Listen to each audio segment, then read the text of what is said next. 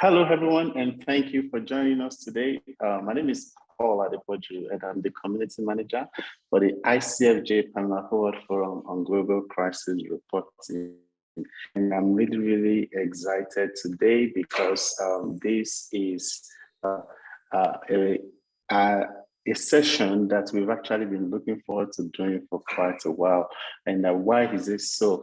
The advent of the COVID-19 pandemic made us to realize that things cannot really continue to be so, and we actually have to endeavor to do things differently and support those that are doing things differently, especially in the area of media. And that is why we are trying to look at how we can better position, empower, and guide journalists and media entrepreneurs in different parts of the world that are interested in, those that have already started their business ventures and those that are still thinking of starting.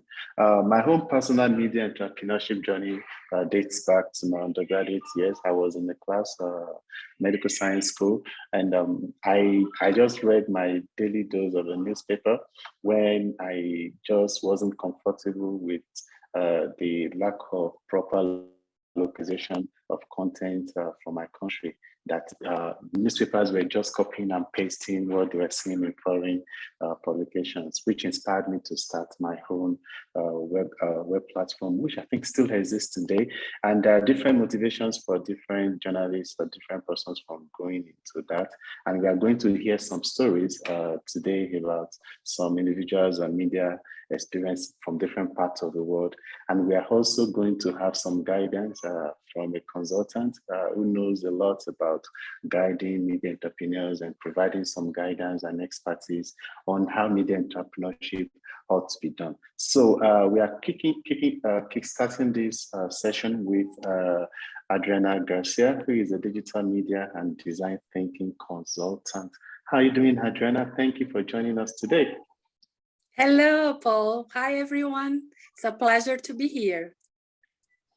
Yes, so we'll start with Adriana's presentation, but before she goes live, let me also introduce Miriam, who is the co-founder and executive director of OC Media.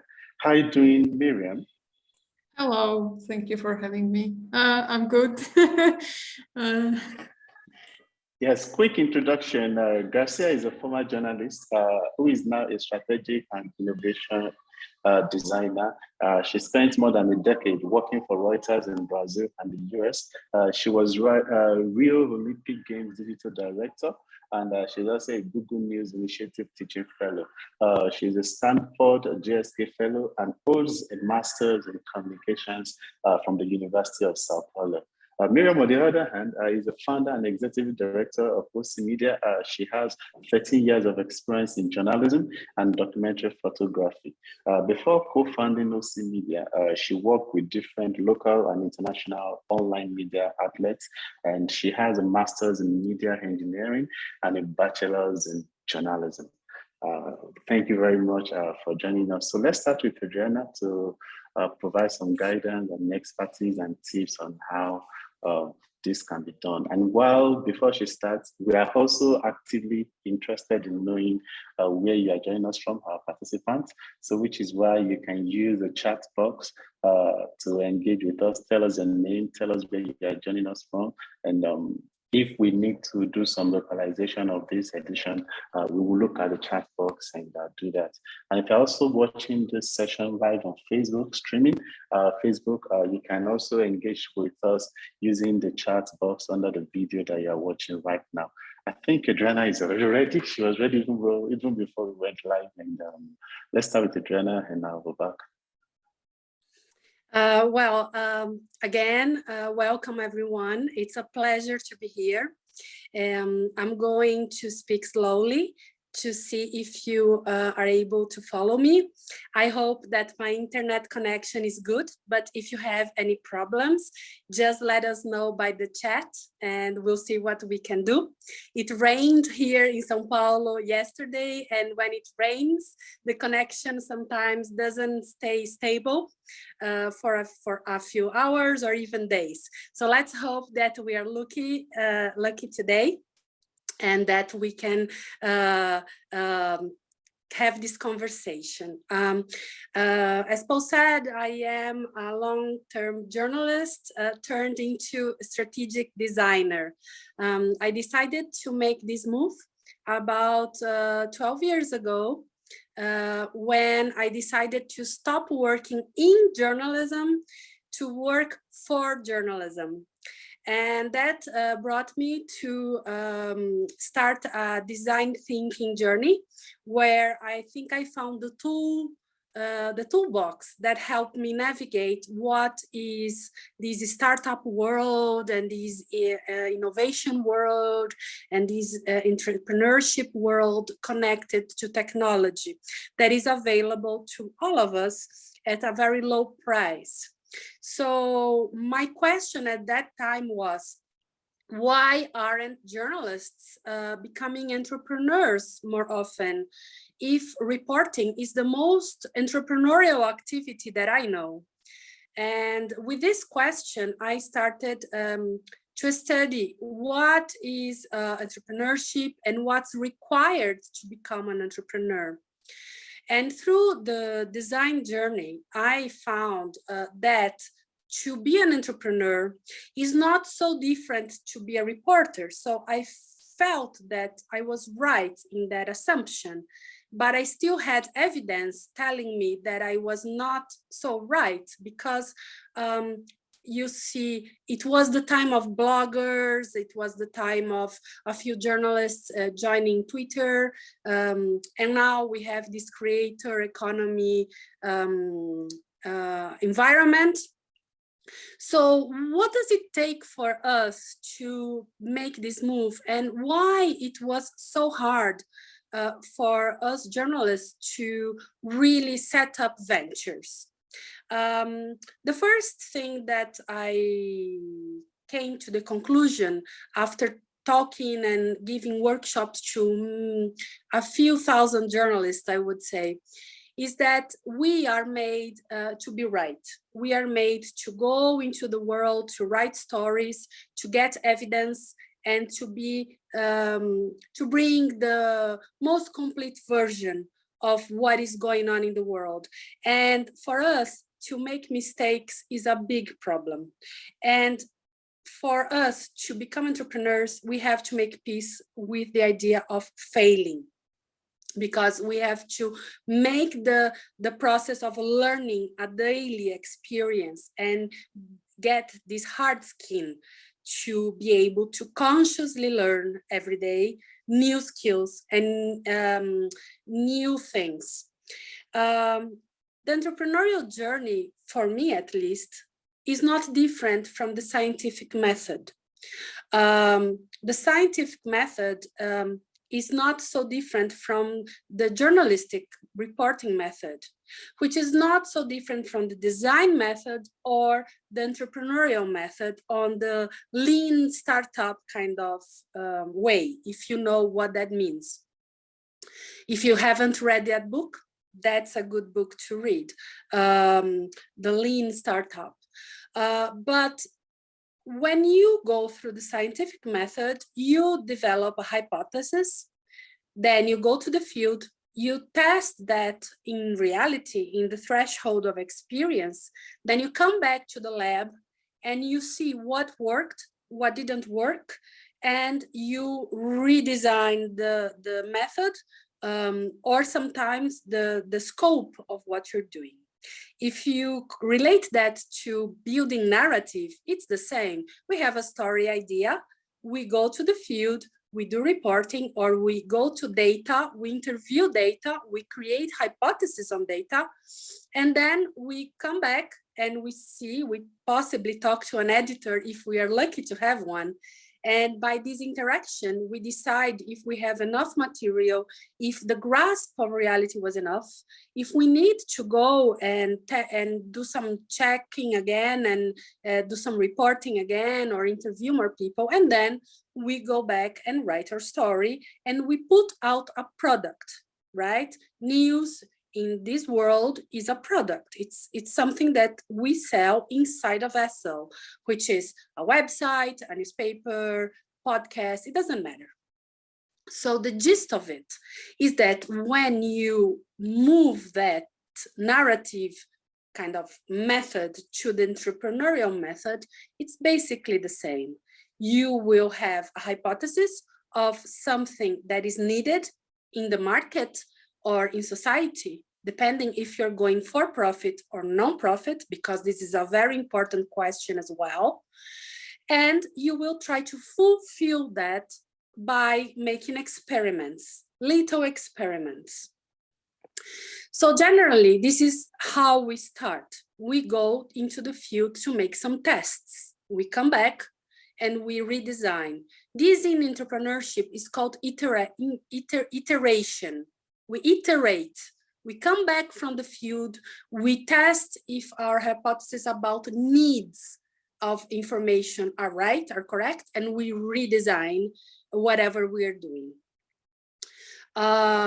This is the second challenge that we can find, because journalists are very much in love with their ideas.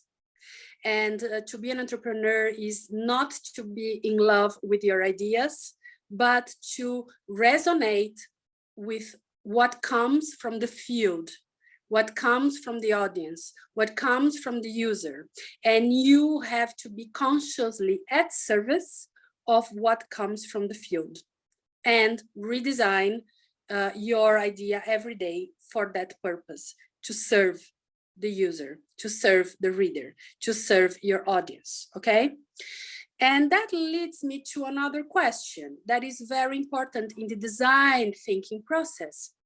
If you go to the inverted pyramid of journalism, you have, you know, what happened, when did it happen, how it happened, and why it happened, and who did it, right? In design, the most important question to start is why? Why am I doing this? Is it clear to me? Why am I doing this? You have to keep asking this question every single day to understand where you're going. Because if you don't know where you're going, any path is possible, right? So redesign your mission every day with what comes from the field, but do not forget why you're doing it. The second thing is document your journey. I want to serve certain audience or cause because it's very different. Generally, the best thing is if you have a cause or a point of view in the world and you match that with the audience, because that's a sweet spot. Then you will find an audience, and then you may find even like economic success, okay? If you're just trying to push a mission, maybe you're a nonprofit. And these are questions that you have to be asking yourself every day in your diary. So do your entrepreneurial diary and document the journey. First thing, when you start, you can put a podcast, you can put out a blog, you can do a newsletter. It costs almost nothing. But then you have to decide many different things after that. Where do I want to be in 5 years? Where do I want to be in 10 years? Create a plan for yourself. Envision your plan. Try to understand and study your market and understand where you can arrive in 5 years. Is that what you want? Do you want to grow incrementally or in a more exponential way? Because one of the things that I discovered about this startup world is that if it doesn't scale, it's not a startup. It's a lifestyle business. And that's a very important decision that you have to take as well. If you're going to have journalism as a craft and you want to do your content, you will have to find other people to help you right away. If you don't know how to sell, you may be able to sell the story, but can you sell a product? Can you sell a commercial plan? If you don't know how to do it, start looking for people who can complement your gifts, because you will not be enough to do everything. And when you start doing the stuff, then it's like a tree that's growing very quickly, and then you have to start making a lot of decisions every day. So it's like a decision tree that grows branches every single hour. So you start thinking about marketing, audience, commercial, the story, the content itself. Lots of different things will start to pop up, and you will get quickly overwhelmed and very tired and sometimes lost. So you have to make a plan to have good guidance, people you can talk to, other entrepreneurs. They don't need to be journalists. They don't even need to be in the media field. It can be any entrepreneur, because the process is like the scientific method. It's the same.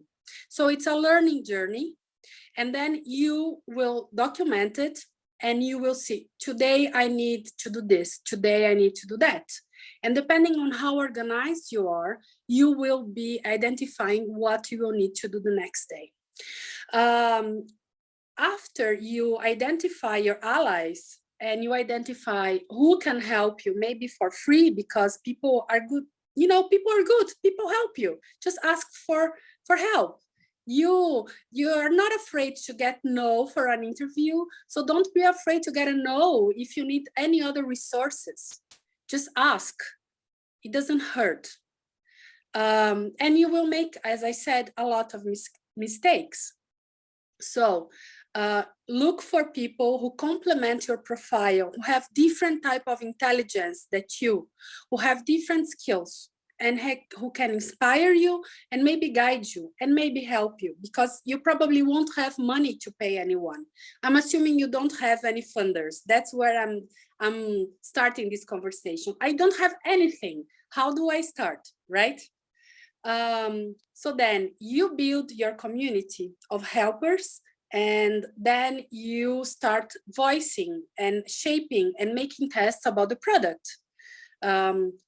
It takes a lot of time to build an audience, and everybody thinks, oh, digital is so easy. It's just to make a newsletter or just put an Instagram account, or, you know, get any of the tools available. No, it requires a lot of things. It's like a company. You will have to think about budget.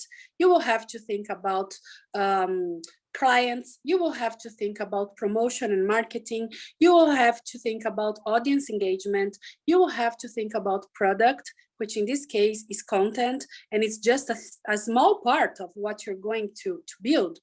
And you have to understand why you're doing it, because at some point you're saying, oh my God, this is a lot of work. And the way to approach the moment when you have this, what I call growing pains, because it's a hurtful process. You are not going to enter this journey and expect that it will be just fun. It will not. But you have a mission. Remember, you have the why. So you have to stick to that and have faith that you're having to put something that is important in the world, and that's your mission. So I always say, when things start to get complicated or overwhelming, think in your diary, how am I going to unemploy myself today? This is a very important question. It teaches about delegation. What am I doing? Because at the beginning, you will be doing everything and you will get very busy. So start consciously unemploying yourself with help.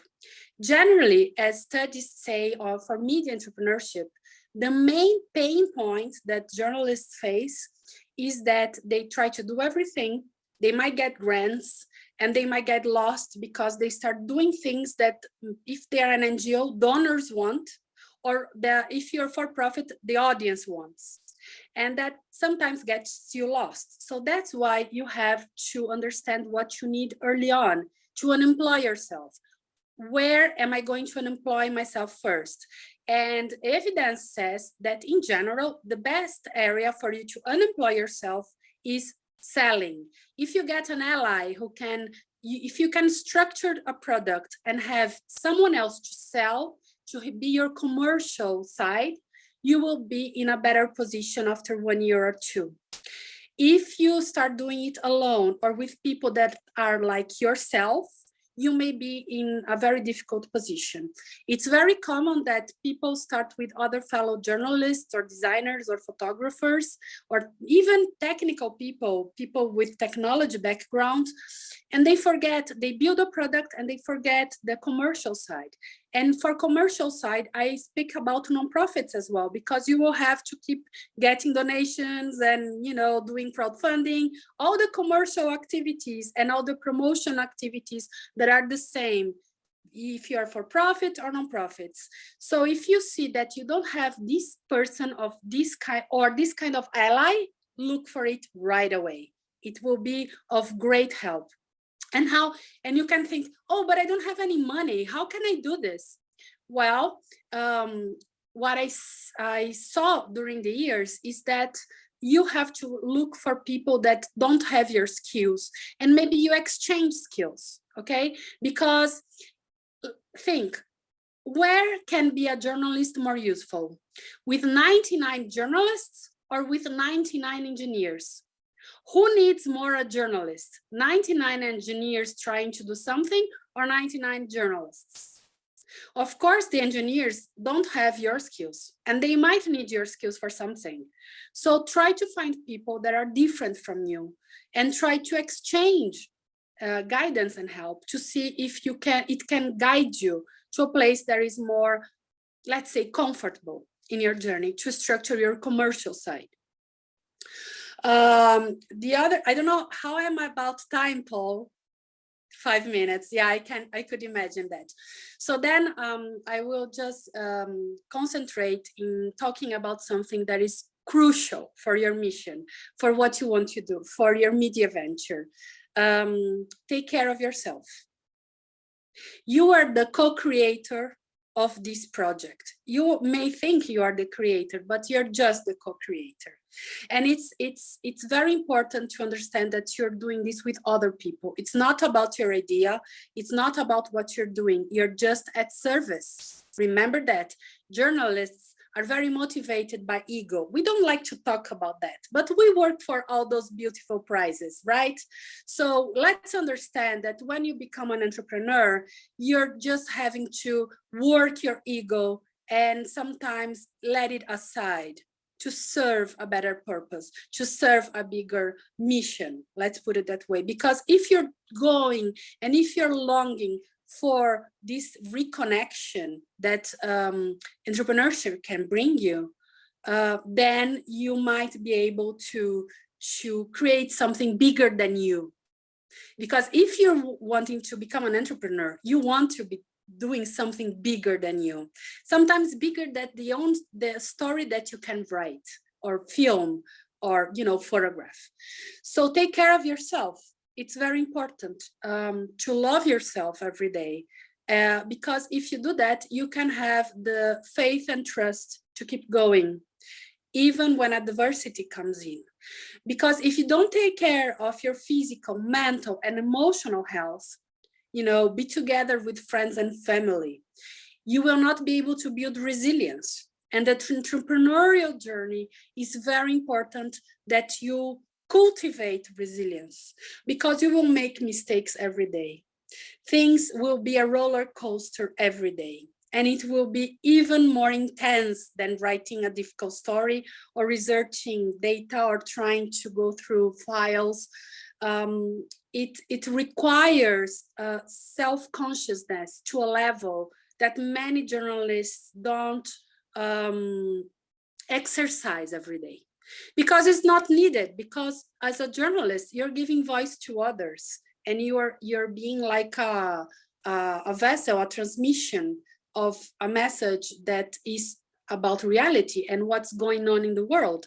But here you're creating a reality. So take care of yourself, enjoy the journey, connect to yourself, create your diary, and have joy every day.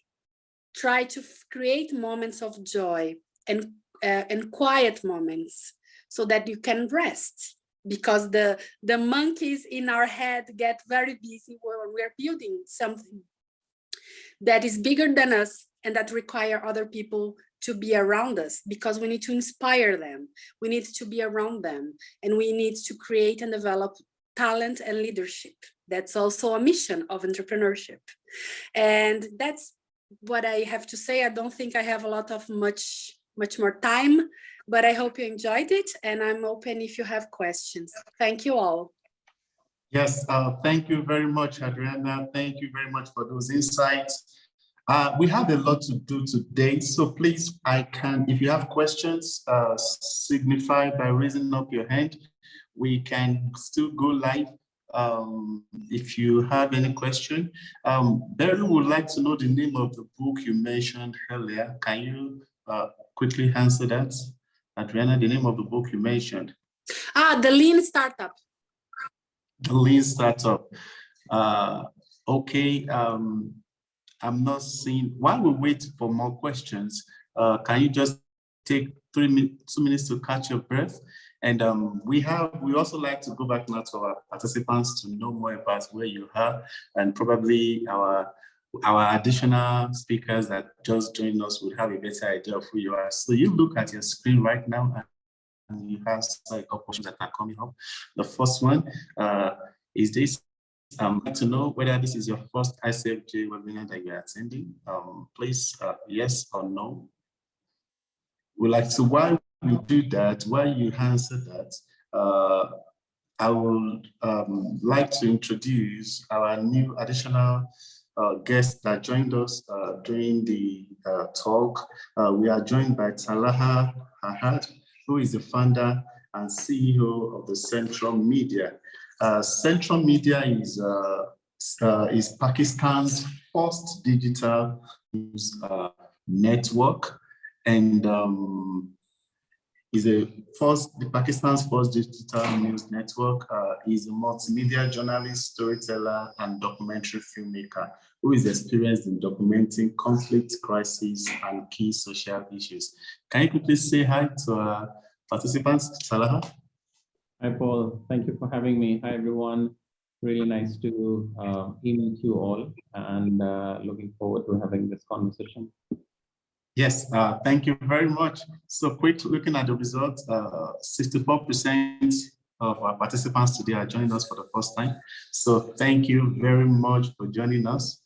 And 39% already have a media venture of their own, 39%, while 45 are planning to start their own media entrepreneurship. Thank you for that. 84% of our participants said they are practicing journalists, while 16% said they are not practicing journalists. So quick question, is it a law that anybody starting a media entrepreneurship project must be a journalist? No, anyone having a clear vision about a message or an audience that you want to attend can be a media entrepreneur. Definitely, from the design perspective, design thinking was created to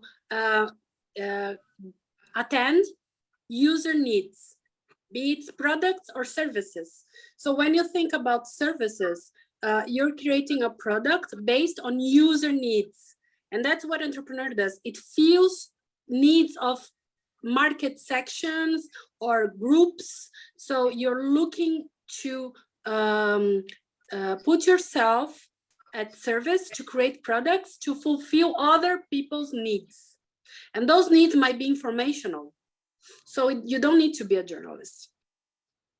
Okay, thank you. The last question that we had is whether you are already a member of our forum group, and nearly 60% said no. So Stella, please kindly help me put the link to our Facebook forum page so that they can be part of the fun we are having. In addition to Talaha, who joined us, we are also joined by Jean Paolo Acado. In my mind, I think I didn't pronounce it that well. So please, can you help me with the correct pronunciation and kindly forgive me? No, it's fine. It's Gianpaolo Accardo. It's an Italian name. Yes, thank you very much. And thank you for the amazing work you do at Vox Europe.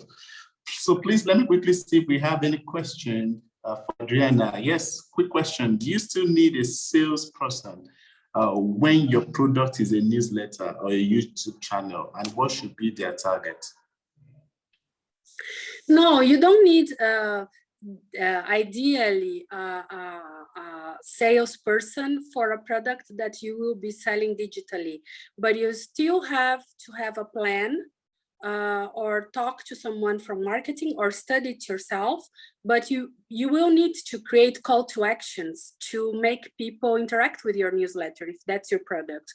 So you have to think not only about how you will connect and talk to your audience to learn from them, to know what you have to do in terms of content even, but you will have to think about a call to actions that will bring you support. And that you can learn by yourself, studying marketing. You can learn that with partnerships. You can learn that with someone that will help you, that is from digital marketing, for example. It's just the commercial entity can be anything, be it a tool, be it person, be it another company that will help you for free, or someone that can guide you to think about that, because most of the journalists will do a newsletter and forget to ask either feedback to iterate or design call to action so that they can be paid for their work, for example. Yes, thank you very much. One last question. Is there a community where journalists can hook up with partners, not just journalists, but for journalistic projects? Well, there are incubators where people can apply with projects. There are many different ones around the world. Even platforms have their programs to foster entrepreneurship and to foster digital skills. You can just look for their areas in their websites, because they do have programs for that. There is not a global community for people to join people from other fields, which I think is very important, because if there are people that want to become entrepreneurs in media, but they are not journalists, it would be very helpful for them to be together. So I think it's a very important question. I always thought that bringing engineers and designers and marketeers and journalists together to form teams would be an ideal, a sweet spot to foster more media entrepreneurship.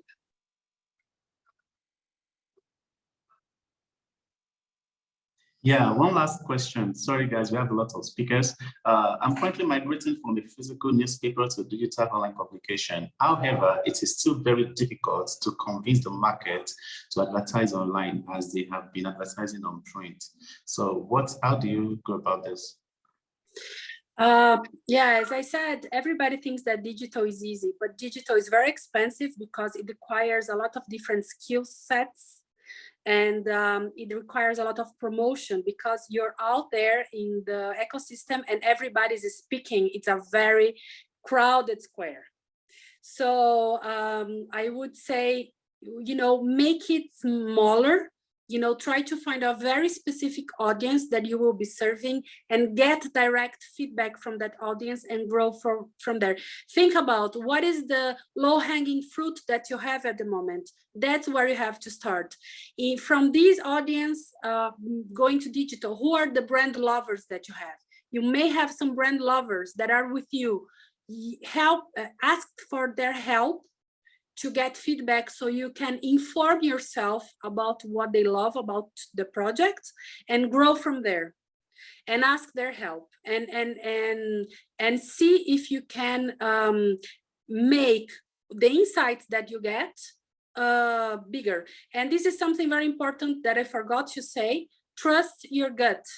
Everybody thinks that entrepreneurship is something very planned and very rational or very passionate, but it takes a lot of gut, intuition. And in journalism, we use the gut every time when we do a title, when we, think about an angle. We do have this intuition within ourselves. Just keep using it by interacting with the audience. Thank you very much, Adriana. Catch some breath and let's go to part 2 of what we intend to do today, which is to engage actively with media entrepreneurs that have really, really good and impressive. For me, some of your projects are quite humbling, considering the achievements that you've had. I would like to start with Miriam, who is a co-founder and executive director of OC Media. Miriam has a presentation for us. So while she displays that, please, your questions are still going to be answered, and we just wanted to learn from the experience. The third part is they would also like to hear your own ideas. We have a $200 grant entrepreneurship idea. So if you would like to participate, just indicate and we'll be good going to that. So Miriam, are you ready? Yes. 1 second. Let me share the screen. How is it? Do you see my screen? Yeah. Hi, again, I'm Mariam Niguradze. Yes, it's showing. Great. Great. You hear me also, right? Just cool. I'm Mariam Niguradze. I was born and I'm still based in Georgia, which is in the Caucasus. Before I start my presentation, I'll tell you 2 words about me. I've always been a journalist for the past 13 years. I've never done anything else in my life. I'm running a media organization, but I still go and cover the major events that is going on in the region because I love journalism.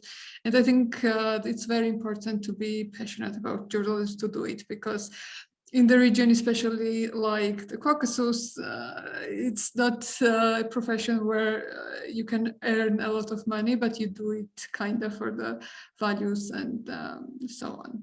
So the media outlet I'm representing and co-founded is called Open Caucasus Media, or shortly OC Media. OC Media is an online, it's a website basically based in Tbilisi, which covers North and South Caucasus. So what we do is we do regular publishing on the website. We also have partners about which I will be talking later. We have a weekly newsletter, which is written by our staff writers who are reflecting about different kinds of events that is going on in the Caucasus. It's something that can't be found on the website, but it's an exclusive content for the newsletter. Then we have a monthly newsletter for our individual donors who support us via PayPal or Patreon. This newsletter provides kind of a behind the scenes of OC Media, what are we planning or what problems we are having, or if sometimes we ask for their feedback, what they think about our activities and so on.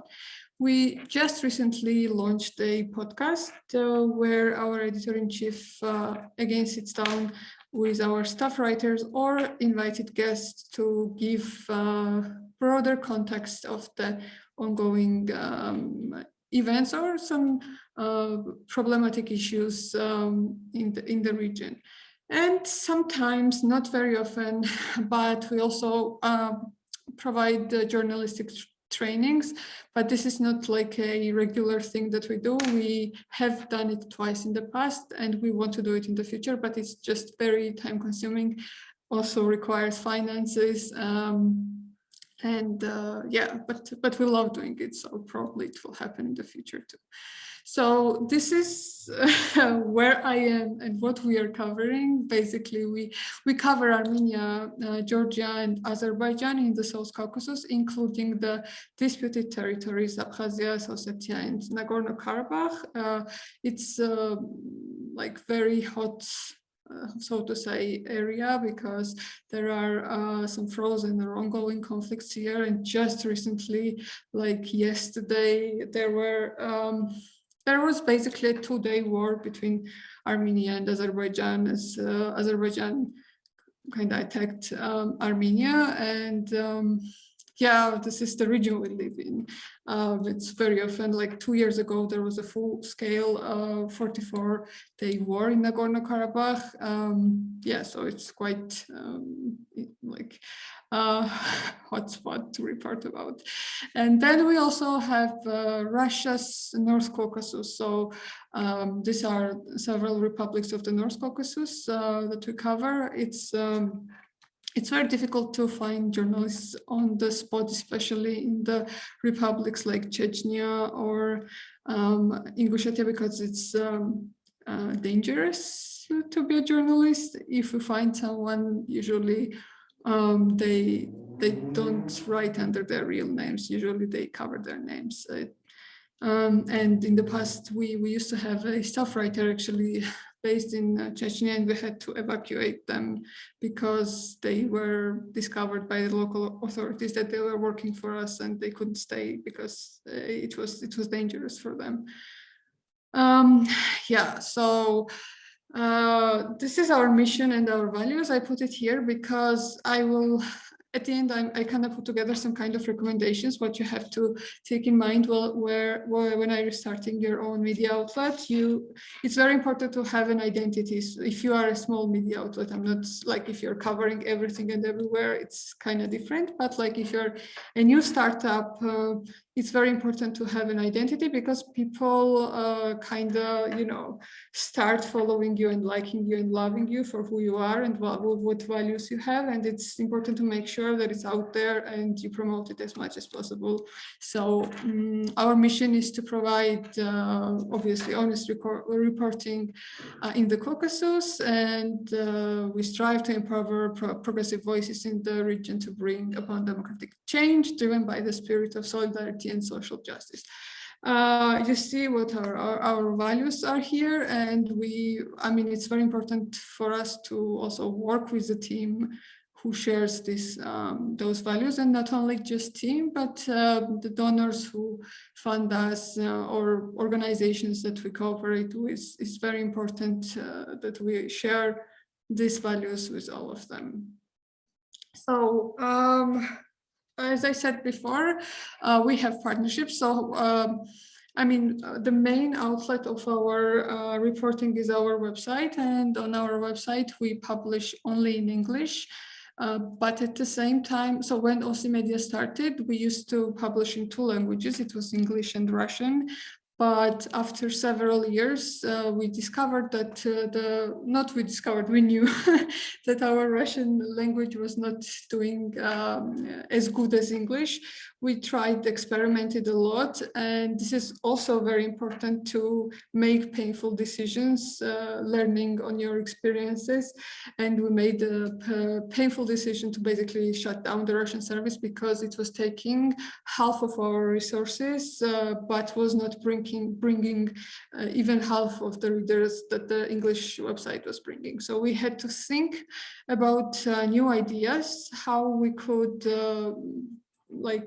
substitute the audience that we thought was there for the Russian language. And we came up with the idea to partner up with the local media outlets in the region. So we currently have 5 partners in the South Caucasus, which are based in different countries. Like there is 3 in Georgia, 1 publishes in Georgian, another one in Russian, another one in Armenian and Russian. Then we have a partner in Armenia, and then one in Azerbaijan. And what they do is they republish selected stories that they like, or that we publish, and translate it into their own language. So what this gives is, it gives them like content, exclusive content that they cannot produce themselves. For example, because Armenia, Azerbaijan are at conflict with each other, like Armenian outlets are not able to produce fact-checked quality news or articles about Azerbaijan and vice versa. But we have journalists in both places, and this is usually what they republish, our content that they cannot produce themselves.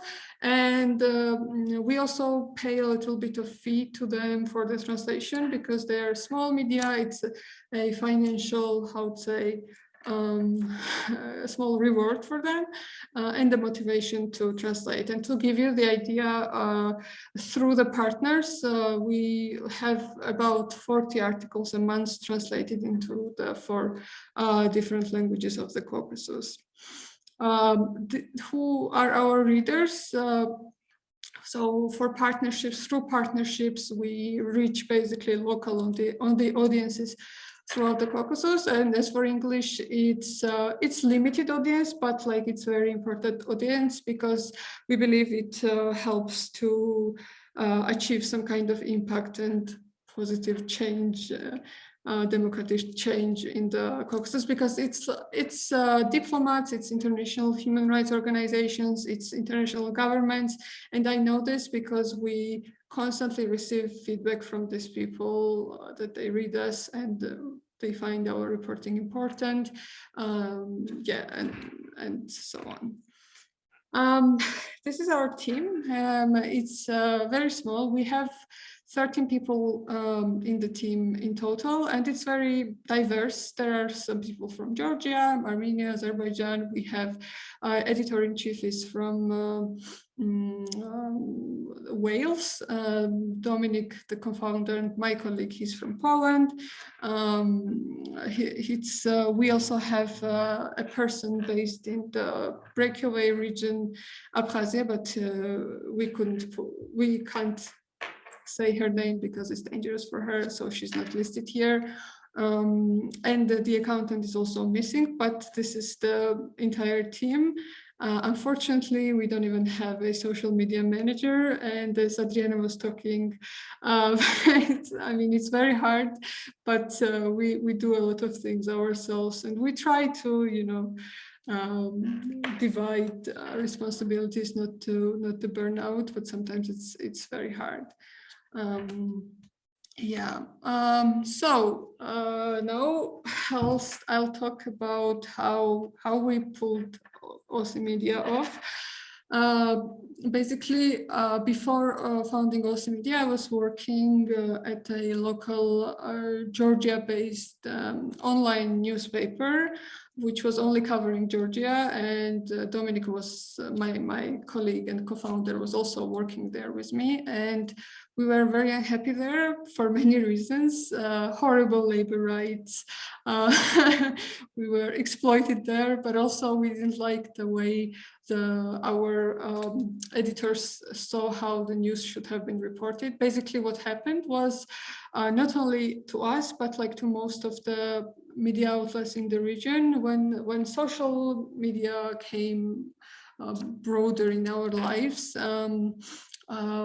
like this digital era, so to say, really affected the daily journalism. So if when I was still coming to the journalism in 2009 or 10, it was so that when something was happening, you would go into the regions, you would talk with people, investigate what was going on, and then produce like a long, interesting article about the event. But unfortunately, very soon, because of having the opportunity to go live from the Facebook and so on, editors started to, save resources on sending journalists on the spot, but they just told them to call on the phone and write short news from the office, basically. And what it resulted in was that if you would go to the 5 big media outlets on the front page, you would find 20 news that are completely the same. They are short, no context, no background. It's just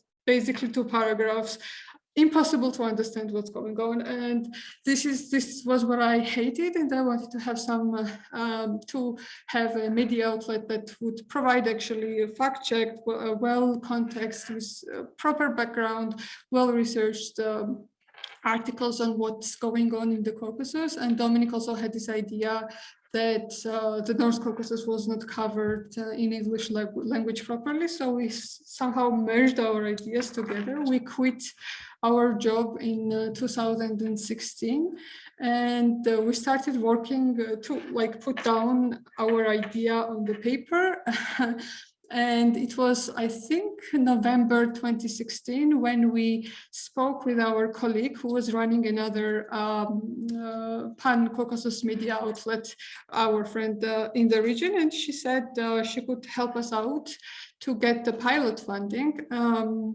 Basically, in a week after we shared this idea with her, she got this founding capital of £35,000 from the UK embassy, because they loved the idea that we had, and they said they would be happy to invest it to launch the project. So how we launched it was that this organization that our friend was working, she first submitted the project under her NGO, which is how we got this pilot grant. But then after several months, we basically separated from this NGO and founded our own. So we are currently a non-profit NGO, and we are applying for our own grants on our own. So we launched in January 2017, basically months and a half after we got the idea to make the media project. And it was crazy. It was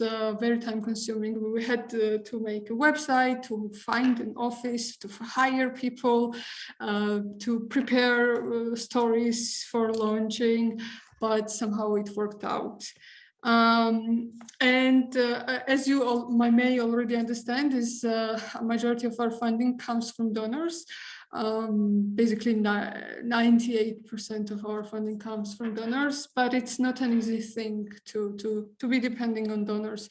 And we learned our lesson in the very, very beginning of starting, because soon after the pilot was ending, the British embassy said that their priorities was changing and they couldn't continue funding us. And we experienced basically a 3 months funding gap, where we couldn't even pay salaries to our employees. But luckily, we learned how to fundraise. We started reaching out to the different donors, and in the end, European Endowment for Democracy, which usually helps small media organizations in emergency situations with emergency grants. So this is how we were saved back then. And then soon other organizations started to help out. In the corner, you see this pie chart. This is something which is published also on our website. We are trying to be as transparent as possible where our money comes from. And this is how it looks. But it didn't end actually there, because in 2020, when pandemic just was starting, we had a core funding from Thomson Reuters Foundation, and they all of a sudden, out of blue, told us that were going to stop funding us. And this was very unexpected for us. Imagine in the middle of the pandemic losing the funding. But back then, having learned this lesson in 2017, we quickly just reached out to all the donors we have ever worked with and told them that we had the situation. And basically what happened, and what we still do up to this day, is that we don't have a core funding, but we have several different projects which basically fund us media as a big puzzle. So remember how Adriana was saying that very often journalists start to do things for the projects of their funding. So this was the trap that we may have fallen in, but we didn't. So we decided to convince donors that like this project-based funding doesn't work for media. For example, grants like producing 20 articles about queer rights in the Caucasus. Like no one will read 20 articles in 1 month about queer issues. And we're trying to explain how media works to them and that they can be part of this bigger project and co-fund this project that we have. And in 2020, with this strategy, we actually worked with, I think, 13 donors, which was insane. It was very difficult to work on all these projects, but it actually saved us, and it gave us long-term stability and sustainability. And this is how we continue. Currently, we have like 5 donors that co-fund different components of OC Media. We also have, how much time do I have? I'm sorry, I feel like I'm talking a lot. I was just about to send that message to you. I'll try to like finish very soon. 5 minutes? 2. 2, okay, then very quickly. Oh my God. Okay, so we also have monthly donors, as I mentioned, which we launched shortly when the pandemic started. So we never promoted it. It's just on the website. I put the screenshots you see now, but they already consist about 2% or more of our yearly revenue, and we want to somehow push it more. These are from PayPal and Patreon. Usually they are coming from Twitter for some reason, and they are not local. They are our international readers. And our main challenge is how to convert our committed readers into supporters. This is something that is our main goal at the moment in terms of like funding, financing, and revenue. And this is how we came to ICFJ, which brought me to this conference here. And ICFJ is actually helping us to resolve this question. And currently we are working with this individual mentors who help us to come up with a plan how to achieve this goal and how to make our individual supporters and members happier and increase it. And in the end, I put together some little recommendations. When you start, I think it's very important to think about these questions along with the other questions, but it's very important to think about what is your niche and how different you are from others, because nowadays it's very difficult, like having millions and millions of media outlets, to start your own and attract the audience. So it's very important to have your identity and also think about who will be your audience and why will be reading you. And then this will help you to like form your pitch to the potential donors or investors, clients, or however you plan your business and what kind of income will you have. That's it. I'll stop sharing. Yeah, thank you so much. Adriana has been doing, there are lots of questions for you, Miriam. So what I think you should do is go to the chat box and the Q&A section and attend to as many questions as you can. So those that have asked questions, be looking at the chat and the Q&A options, and Miriam will be addressing those really, really good questions that you have. So next, I would like to go to learn the experience at Vox Europe. And Jean is ready for us to share this journey and give us more insight and tips. We want as many individuals, media entrepreneurs on this call to succeed. So tell us your story. Yeah, thank you. So I'll try to share my screen, which usually I can't succeed in doing. Let me try. Okay, while you do that. Does it work now? I think Miriam should answer one question live before going to the rabbit hole of the chat box. And the question I think you can ask is this, or you can answer is, there is a question about the growth of your company. Did you what can you share about your team growth? Did your team, Kimberly would like to know, did your team grow over the years, and how large were you when you first started?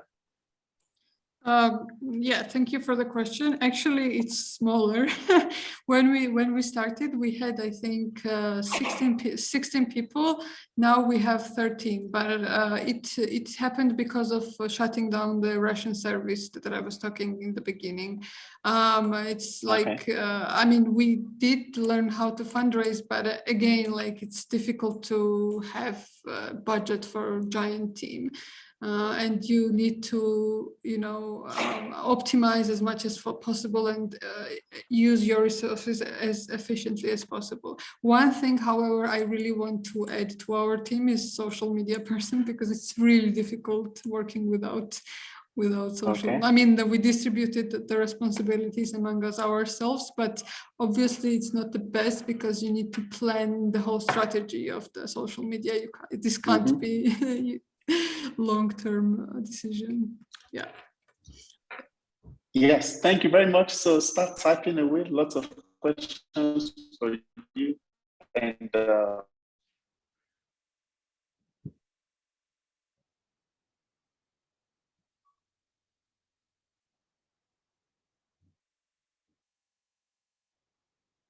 Jean, we are ready. Is your mic off? Yeah, no, it's on. But I can't. For a moment, I couldn't hear you, but now it's working. Oh, okay, So, great. Over to you. I'm trying to share my screen. Can you see it? Yeah, I'm looking at it right now. Okay, so hi, nice to see you all. I'm quite thrilled of being here with such an audience, and thanks for hosting us. So as you see, Vox Europe is the media I co-founded in 2014 along with a bunch of colleagues from other journalistic experience. Is a media that runs independent European journalism, so it's independent, meaning that we don't have an external publisher. We own our media, and it's independently funded. It's European, meaning that we try to cover the whole of Europe as such, not only the European Union, but we try to go from what we say from Portugal to the Ural, and from Iceland to Cyprus and even the Caucasus. We do it not only by ourselves, but also with some media partners. It's a small team. We are 7 permanent people, but then we work with a lot of translators and freelance journalists. Actually, we work with more than 50 translators and more than 25 freelancers all around Europe who are producing original stories for us. But we also publish syndicated content. By syndicated content, I mean we are publishing stories that have been published by our partners, and we translate them into the 5 languages in which we are published, meaning English, French, Italian, Spanish, and German. I am not very good at making scrolling stuff while I'm speaking, so I'll have to stop and think. Yeah, so well, there you see a bit of figures about our media.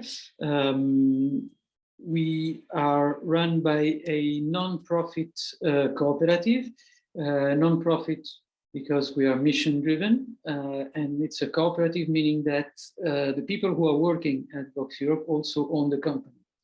We have like 112 shareholders.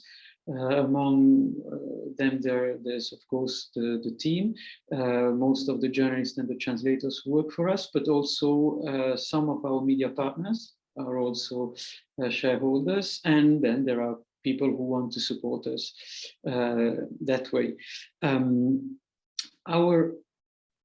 Okay, so here is our manifesto where we say basically what we are. We want to provide reliable, independent, and quality news on the issues that matters to European. We have basically 5 main topics, which are the climate crisis and the environment, equality and social issues, injustices, democracy, individual and digital freedom.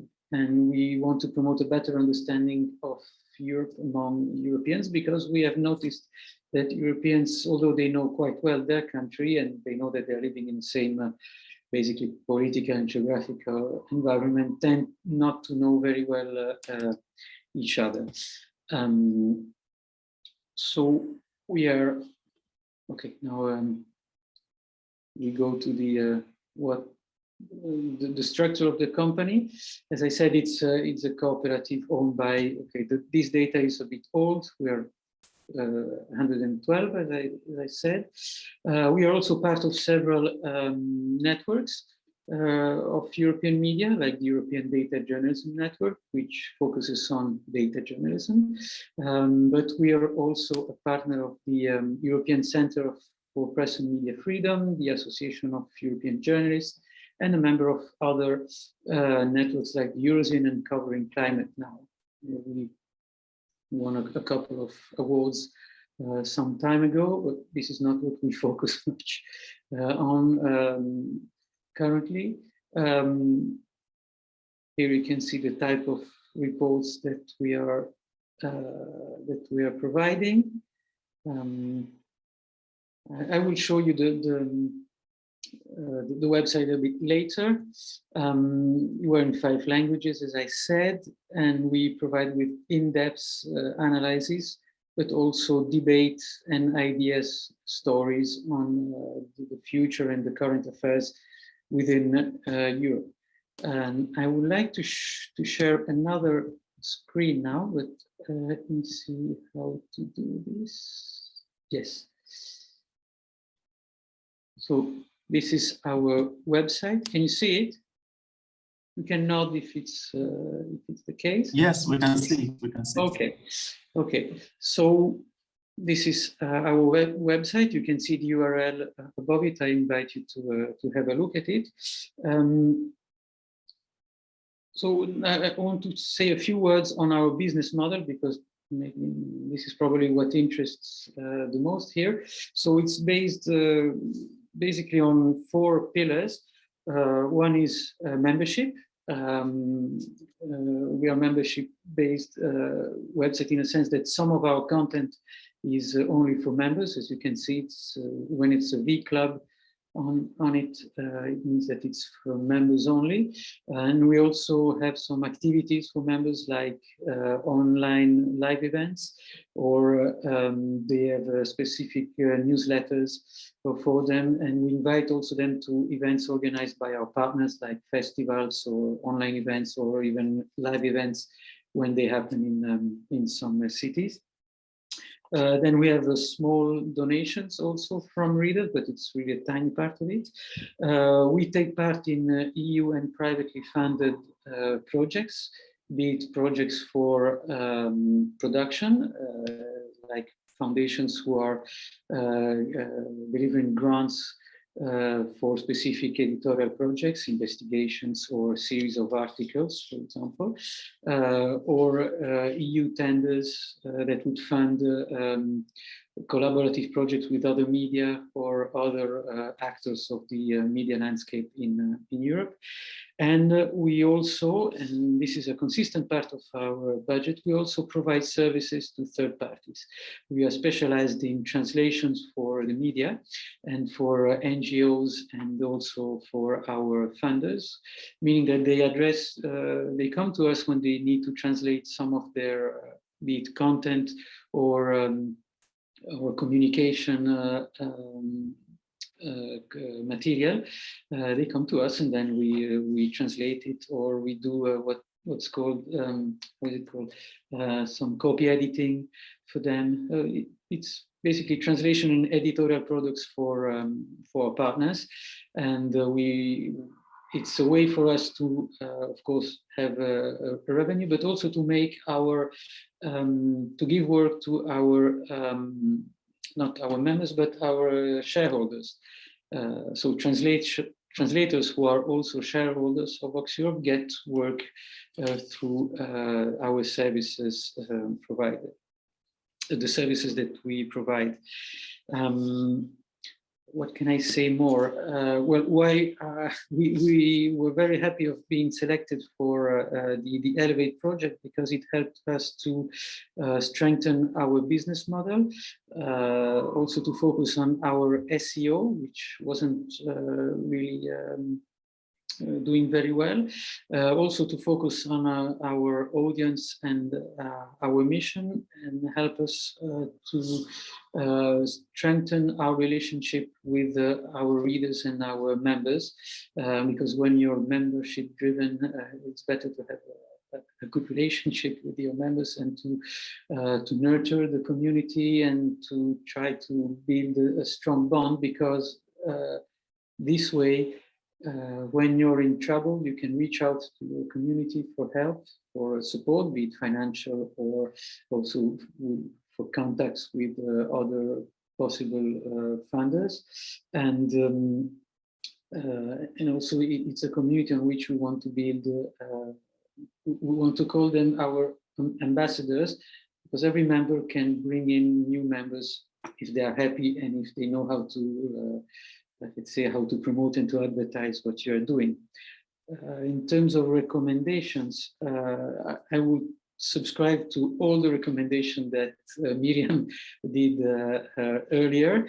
Maybe what I can add is be very clear on what is your mission and what your identity is, because the media landscape, whatever your market is very crowded, and if you want to stand out, you have to have a very clear identity.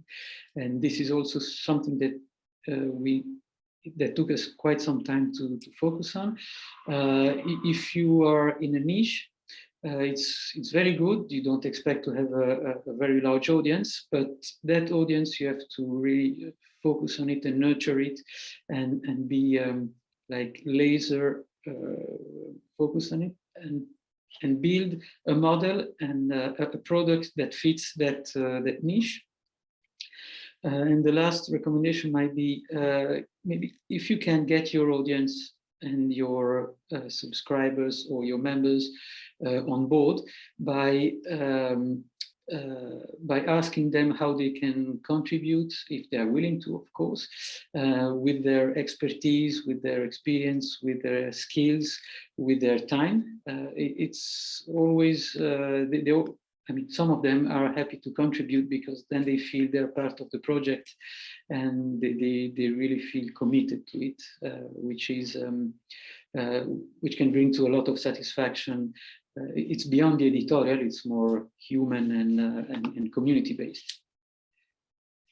And I'd be happy to answer to questions. Thank you very much. Thank you very much, as always. And that was also a terrific presentation. And can you stop sharing the screen? Now, stop sharing my screen. You do it? Yes, yes. Okay, thank you. No, I think you have to stop on your hand. Yes. Thank you very much. Thank you very much. I will also send you to the chat area to answer as many questions as you can. Go to the chat area and the Q&A section, answer as many questions as you can. But every participant, yet we have an extensive panel of Q&A. The real Q&A session is still coming, that I've engaged everybody. And the last but not the least, we have Talha, who is the founder and CEO of Pakistan's first digital news network, the Central Media. And like I said, he's a multimedia journalist, storyteller, and maker that is experienced in documenting conflicts, crises, and key social issues. He has trained a team of journalists around Pakistan who have produced over 7,000 video stories, and many of which have gone viral and received over 10 million views, making TCN a national leader in effective online engagement strategies. And they currently have over 30 million users per month across the social platforms. So Talha, the floor is yours. Impress our audience and guide them to success. Thank you very much. So I'll quickly share my screen. I'll share a brief presentation, and then I think it would be great if we can just go ahead with the more question and answers. So, I'll introduce myself. So my name is Talha, and I'm the founder and CEO of the Centrum Media. We started back in 2016. Before that, I was a journalist working for international news outlets like now there's BBC, Al Jazeera, and a few other similar sort of organizations. So right now we have 4 different companies under TCM Group. So one is the platform. We were all talking about monetization. So that's how we sort of figure it out, how we can do the monetization. So we started Centrum Communications, TCM Studios, and TCM Academy. These are some of the services as a whole group which we give to different commercial organizations, development organizations, to media organizations as well, to the startups. So mostly the strategic communication work, creative concept designs, full service video production, digital media strategy, analytics, and training on the virality of the content, and digital media marketing and distribution, and digital media trainings as well to the newsrooms and to the development organizations. These are some of the clients which we have worked. Some of them are international news outlets, some of them are like development sector, and some are like local commercial brands. So the TCM is basically so a lot of people ask me like, what is TCM? Because when you go on to the platform, you don't see a traditional news breaking organization. So essentially now how we sort of explain ourselves is that we are not a breaking news organization. What we do essentially is to give context around the news. So why I started TCM, I was in UK, I studied journalism from there. And in the media in Pakistan, I feel like at that time and now is very polarized. So either you are extreme rightist or extreme leftist. So there is not a sort of a middle ground for the media organizations and for the people as well who wanted to get that information. So our aim was to disrupt the whole sort of mainstream ecosystem, bringing mainly the contextual and the very centrist sort of news to our audience, so then they can have better life choices. What we do, so we highlight visual, basically political, social interest, human interest stories, and the aim is to basically challenge the status quo in a sense with our reporting. So we are the only organization in Asia who are producing only video content. So we don't do articles, we don't do blogs, we don't do graphics or anything. We are only producing videos in the last sort of 6 years. So these are some of our platforms. We have one centralized page, and then we have TCM Entertainment, we have TCM Originals, TCM Politics, and now we are moving into TCM Business and Lifestyle. Same on Instagram as well, on Twitter. So roughly we have 2.3 million followers. This slide is a little bit old. We have roughly 20 to 25 million users per month, mainly on the social accounts. We don't focus on website a lot because in Pakistan, people don't go to website to find stories.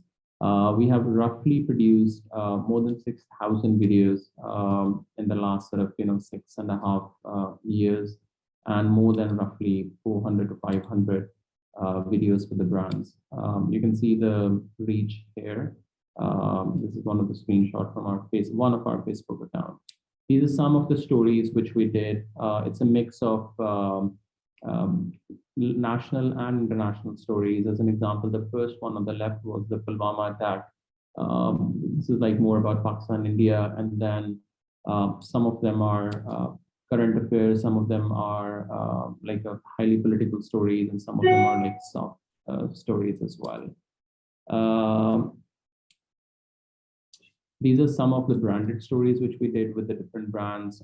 This was with the British High Commission we did. This was with one of our local batteries brand. They were supporting cricket in Pakistan. So we worked with them. This is for the European Union.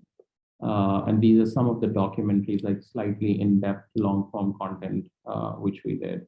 So what we do right now is, this is our audience sort of persona, you can say. A lot of them resonate with the Al Jazeera, BBC, Urdu, and English. And these are some of our local sort of players. I'll quickly skim through so we can go into more into the questions. Like we have been mentioned regularly by the politician, by the celebrities, and share our content regularly on their Facebook pages, and and the actresses with a really high sort of followership. These are some of our shows. These are some of our exclusive shows. So before we're going into this, so when we started back in end of 2016, 2017, early 2017, we started with a small infographic videos. So like a Now This or AJ Plus style. And then we moved into different sort of content verticals. What my other colleagues were mentioning, that we started like very small, and then we sort of studied the market and see like what's missing. So now we have roughly 6 to 8 different verticals of the content. So one are the contextual stories, one are historical pieces, one is TCM Explains. Basically, TCM Explains is like quite viral these days and performing really well, because over there, what we essentially do is we bring an expert who basically explain a very sort of difficult topics or very boring topics, I'd say, in a very easy, simple way, so people can understand what exactly is the problem. And then these are some of our exclusive series. So as an example, like this story of a newsbreaker. So Hamid Mir is like one of the very famous national and international journalists from Pakistan. So this was like more of a digital memoir series, which we did with him. And then this was with the transgender Naked Truth, talking about the society's problem in a very raw and a conversational way. This is like one of the most watched shows in Pakistan on digital. This was Unboxing Pakistan, again, Pakistan's first ever political podcast, which we did.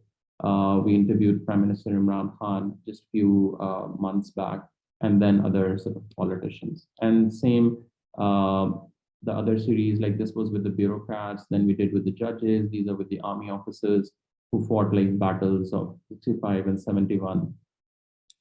And then we also did a series on Guantanamo Bay prisoners last year after the fall of Kabul. Today, we just released, I was just actually watching a very, very exclusive series with the drone survivors of Pakistan. So the whole war of, in the last sort of 15 years, like right now, no one is talking about the drone survivors. Everyone is talking about the fall of Kabul and, like the Americans and the like general like stuff, but people who have suffered and their stories was never ever came on media. So we got exclusive access to Waziristan and we traveled there. So today was our sort of first episode. You can go to our channel, TCM Originals. So over there we host mostly the exclusive long form content.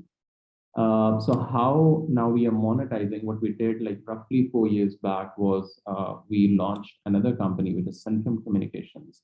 Over there, what we essentially do is we run and make human-centric communication campaigns for different clients. So that's how we are trying to support ourselves. So all of our expertise, which we gathered on TCM, now we are giving them as services. These are some of our clients where we work, who we like support and work with on a regular basis. Then we also launched TCM Studios, which is a production company. We are working with the local channels. We are working with the international news channels like Vice, Now This, Al Jazeera, BBC, and with some of the commercial partners as well. We launched Shoaib Akhtar. He's, I don't know how much you guys are a fan of cricket. He's one of the most fastest cricketer, like a bowler from Pakistan. So we launched him on YouTube a couple of years back. And YouTube then did a case study on him because this is the fastest, at least in Asia, 1 million subscribers in a month, especially in this sort of vertical. And there's a case study on YouTube. And then it's a TCM Academy where we now sort of helping NGOs, journalists, like mainly the development sector on digital, because digital is rising all over the world, but in Pakistan it's still very new and people don't know much about, how to sort of reach to the younger sort of demographics and the younger audiences. Yeah, so this is like a rough sort of an overview. But if there is like any specific sort of question, I would be happy to answer. The only like sort of one or two things, I think what Adriana and Mariam was saying, when I started, I had a zero background in media. I didn't even know what entrepreneurship is, like what is monetization, what is even break even. Like, I just like came to know about this word roughly like 3 years back. I was sitting somewhere with like few like traditional entrepreneurs, and they asked me like, okay, are you guys on break even? I was a little bit confused. I was like, I'm so sorry, but like, can you explain me what does that mean? Does it mean like the money which I sort of invested is returned, or like are we taking care of our expenses on our own? Like what does it, so it's just like a new sort of thing every single day which you learn. My background was a hardcore sort of journalism and documentary filmmaking, and then like later on I think you are more of a one-man band army, whether you have funding or whether you don't have funding. So but you need to learn all of the skills. As an example, if you have like a huge grant and then you're hiring, let's say, accounts people, marketing people, communications people, like social media manager, editors, and this and that. But if you don't know all of those things, at least like a basic level of understanding, like it would be really difficult to sort of operate the whole thing. So as an entrepreneur, I think I feel like this is like more of a 360 sort of a thing where you need to know every single thing. And then when you have an expert, then you can sort of work with them much, much better.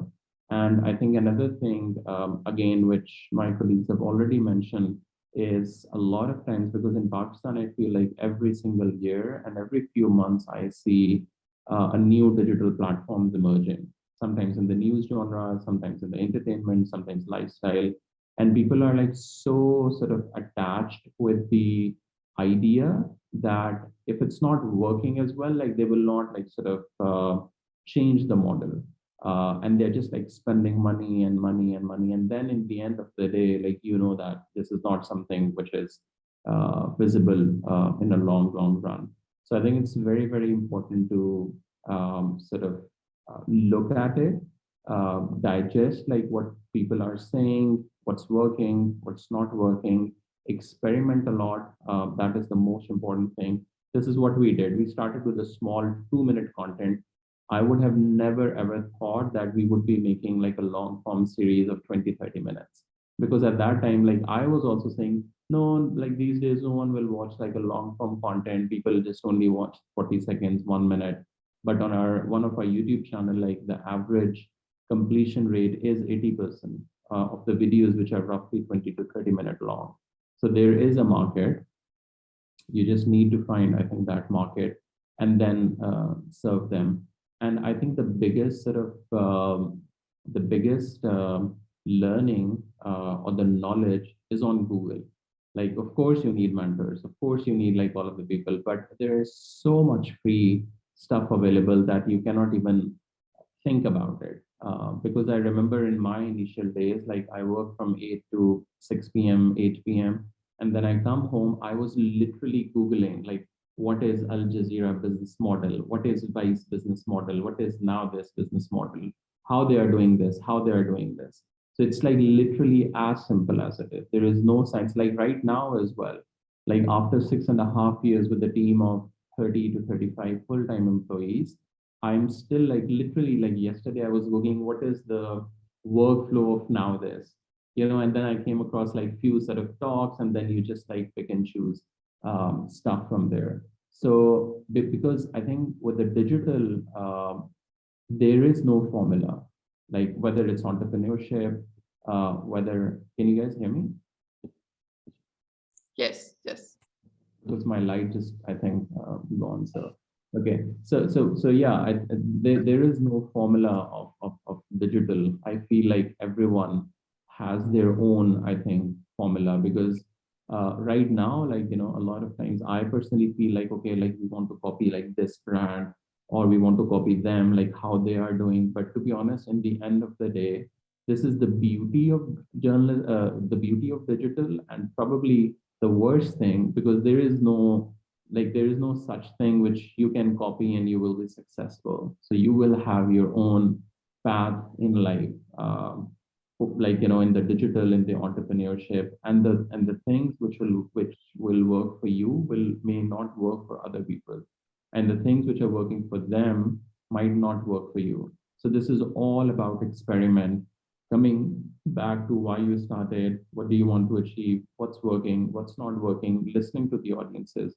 That is the biggest thing. Like, if you're producing like fantastic reports or whatever, but if people are not watching and reading, there is some problem.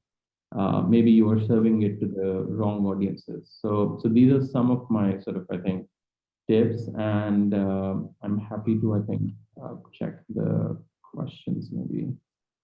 Thank you very much. Another very, very impressively useful and encouraging, motivating, inspiring a project. So thank you very much, Lala, and your team. While you catch your breath, to the audience, it's now time. So I want you to tell me in the chat box what is this major thing you are taking home from this session. The participants, please, everybody that participated, that is part of this, I want you to, is your form of overview, what's your take-home message from this, and how do you intend to apply it? I'm waiting for your messages. And Talha, you too can go to the chat box and see how many questions, and to the Q&A section, how many questions you can answer. And so please, audience, let me know what is your take-home message and how do you plan to apply it. So one question that I want to ask everybody on this panel and is this, looking back, what is one thing that you think you could have done differently? Probably that you think our audience that are on this journey should avoid. What is one thing you would have done differently? I'll start with my with Vox Europe.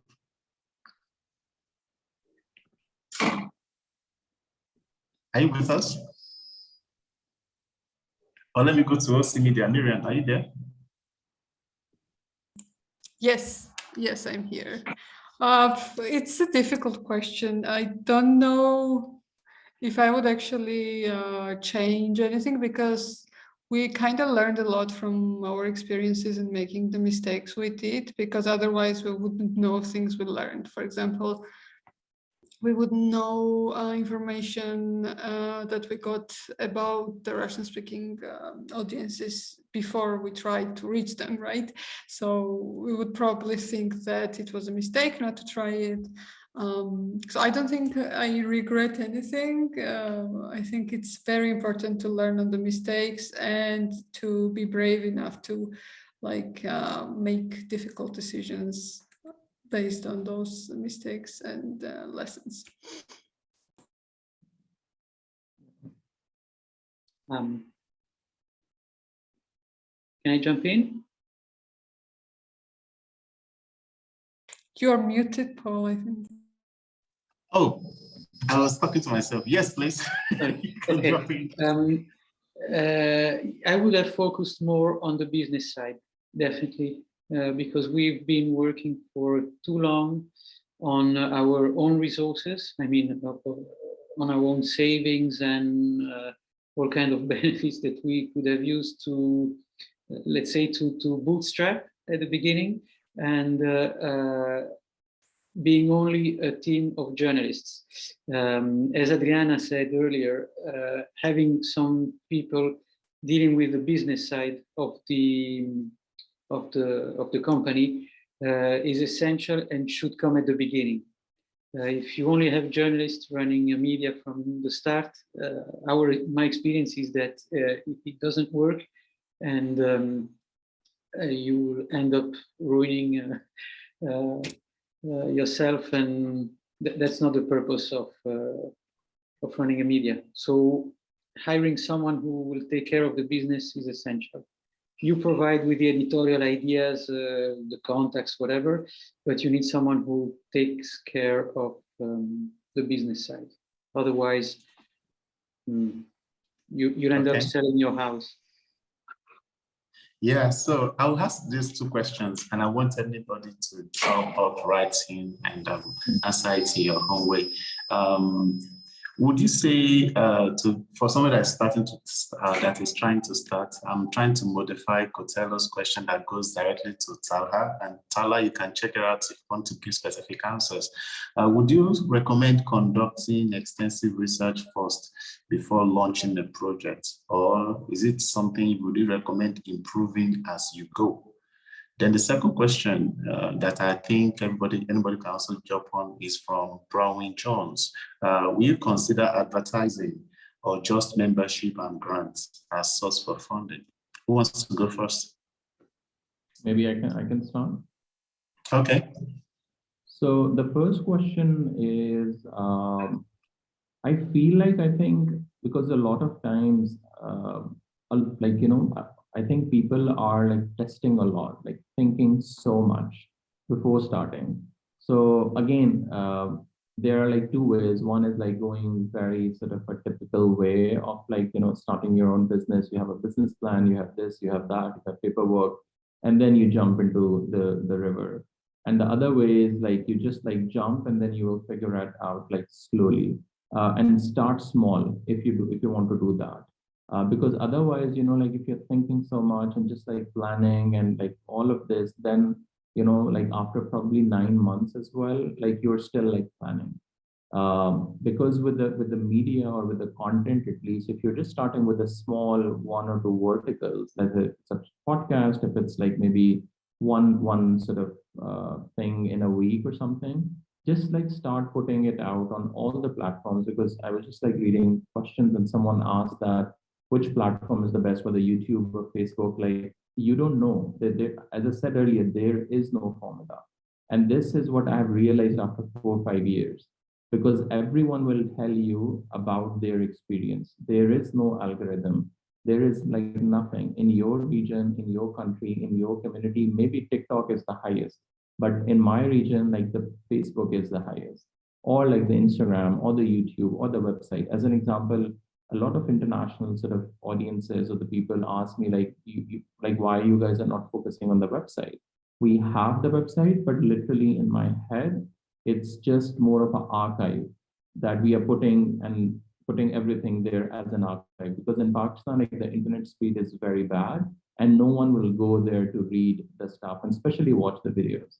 And the audience's behavior these days is like you need to come in front of them where they live, rather than you take them from their house and bring them to your house. So the world has like now changed. Like there are like millions of options. Like we are not BBC or CNN that people will go there and read the news. So what you have to do is just test out every single platform and literally make one content, put it on all platforms, make small snippets for TikTok, small snippets for Instagram, maybe run a little bit of the ads, $2, $5, $10. These are like a very practical steps. And literally in like 3 months, you will know like, you know, what is one of the content which is performing really well. And then just like literally excel on that. I forgot your second question. Yeah. Does anybody have any other answer? Do you want to, any question that I asked that you would like to add, or any suggestions? Okay, since no comment, I think we really went way beyond what we planned. So what I'd like to do, Talaha, can you answer Christiana's question? Just type that response. Yeah. So I will now go around, probably 30 seconds. What do you think should be the take-home message from participants here? I'll start with our media founders.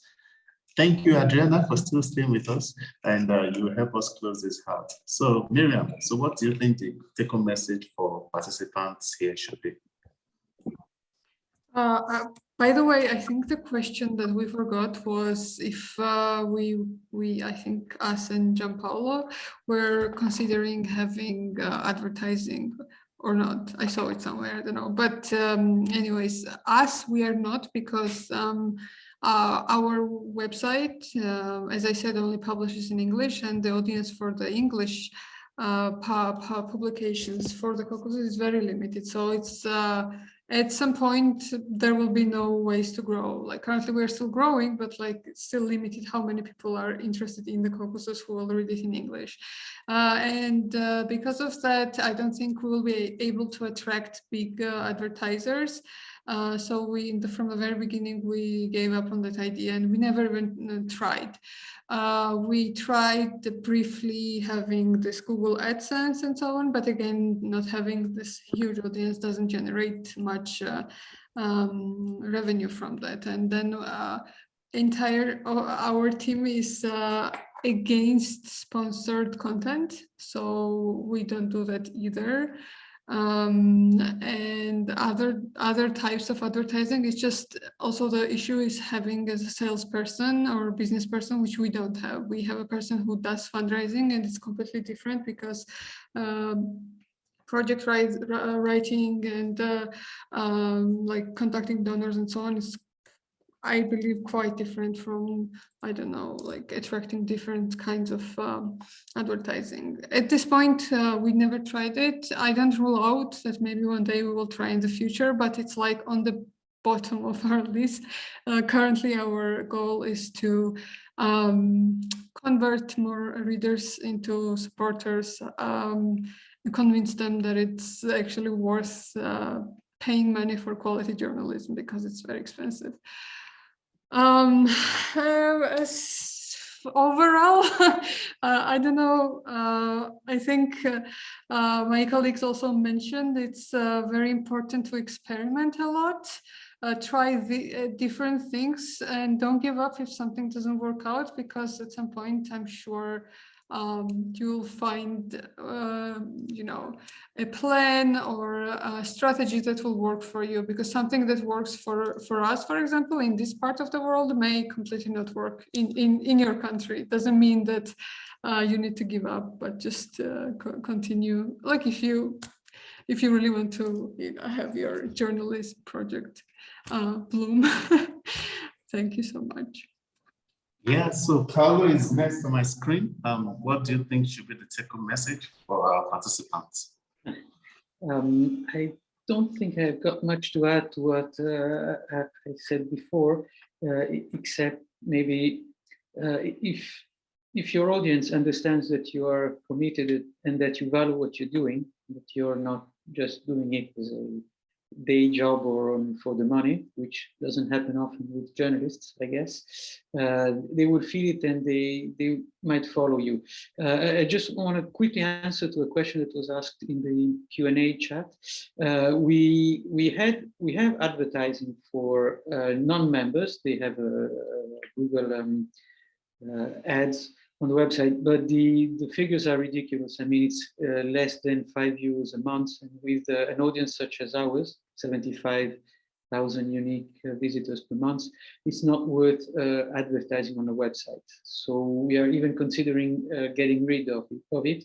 And as for OC Media, we don't believe in sponsored content. I mean, if you want to present yourself as an independent media, having sponsored content is not very consistent. I mean, business-wise, it's pity. It's a pity because it can be a lot of easy cash coming in, but then you're not independent anymore, or it's complicated to tell to your subscribers or members or even the funders that you're independent.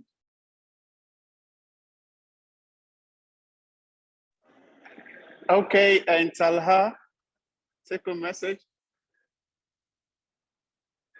I think my message would be literally like just start, like don't think too much, like, because this is what we do as humans. I personally, like, this is exactly what I do because we want to test out a lot of projects. As an example, I mentioned, like, recently we did a podcast with the former prime minister, and that was like a very huge thing. Like, we were viral in Pakistan at least for 3 to 4 days. The podcast was on the mainstream media and everything. And I'm not even kidding. I was planning to start my own podcast for the last 1 year. And this was the push from the God, really. And I literally got a call like 12 hours before that, okay, we are doing a podcast if you're interested, and I was there sitting with the former prime minister. And that was my first ever sort of camera interview, because a lot of times I try to avoid to come in front of the camera, and that was it. So a lot of times, a lot of products, which we wanted to now test out, but no, the visuals need to be perfect, the edit need to be perfect, the sound need to be perfect, this and that. It's just like no one cares. Like people will forget like the bad content if you gradually improve. Like a lot of times, like right now, I see my old content, I'm like, oh my God, what was I producing? Like look at the visuals, look at like the subtitles, look at this is not, but it's like nothing matters. You just literally start. And if you're one person, if you're two person, if you want to do this part-time, everything is possible if you actually want to do something. Thank you very much. I don't know if Adriana still wants to come on. I think everybody said the most important things based on experience, and that's the most golden advice you can get, the one that it has been lived by other entrepreneurs. So I don't have anything to add. Just jump in the world and do experiments and learn from them and document them so you can remember and don't make the same mistakes, and just keep going. Okay, thank you very much, and to all our panelists. And we do not have time. I know what you're thinking. Where is Paul now? Yeah, I was actually addressing this from the sideline of a conference, and there was some lock the hall, so I have to start finding my way out. I talked about the competition, the pitching competition that we plan to have. So this is what we are going to do. We have a form so that you are going to express your interest in participating. And so I've put the form. The link that I shared now takes you to the form. Fill in your media entrepreneurship idea, fill in everything. And we are going to address this and select a winner from it. And we are also going to invite some of those that submitted their ideas to present them next week. As one thing that I think I can say a lot about media entrepreneurship is this, like they've said it all, it's a fascinating journey. It's not something that no one has the key rules, no one has a trait. If anybody has a trait, everybody will be successful at it. So do not be afraid to experiment.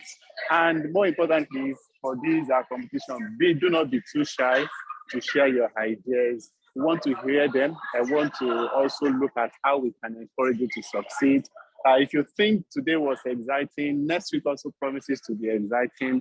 We have another mentor. We also have another set of innovators and media entrepreneurs that are going to also inspire you, to join you, to guide you and give suggestions. This is an ongoing conversation. We appreciate the connections that you've already made. And also, if you want us to help you with anything, in any way, do not hesitate to reach out to us and we'll see how we can help. Thank you very much for everyone, to our panelists. Thank you very much for accepting our invitation. Thank you so much, Adriana, for staying behind long before what we said we are going to spend. Thank you very much for everyone. And it's live from Rwanda, Kigali. I say enjoy the rest of your day and bye from me. Enjoy. Take care. Thank you, everyone. Bye-bye. Bye, everyone.